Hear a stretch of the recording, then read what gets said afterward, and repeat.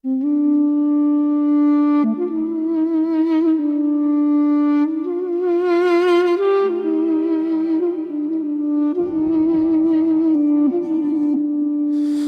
vətən sevgisi ürəklərə qan verir, hünərlərə yüksəliş, zəfərə imkan verir.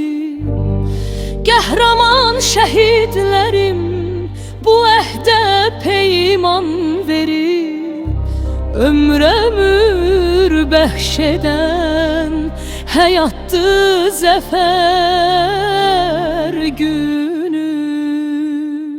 Amalı bir dünyadı, ay təki yaraşıqlı, qalibiyyət bayraqlı, sazlı, sözlü, aşıqlı. Sahilsiz üfüqlərdə günəş qədər işıqlı, zülmətləri nuruyla oyatdı zəfər gücünü. Türkün qolu bükülməz, döyüşlərdə sınanıb, haqqın gücü yenilməz, xalqım haqqa inanır. Şəhidlərim ruhları gökyüzündə dolanır, ən möhtəşəm imzaya qol atdı zəfər günü. Dəmir yumruq birləşdi azadlıq savaşında, bölünməz vüqar gördüm Mehmetçik qardaşında. Turan sevgi yoludur bu yurdun yurdaşında, nəğmələrin ruhuna qanattı zəfər günü.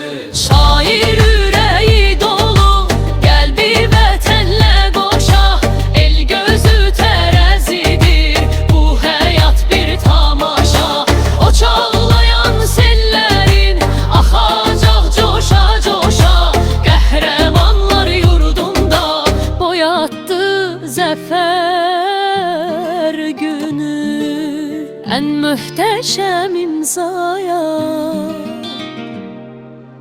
qol atdı zəfər günü.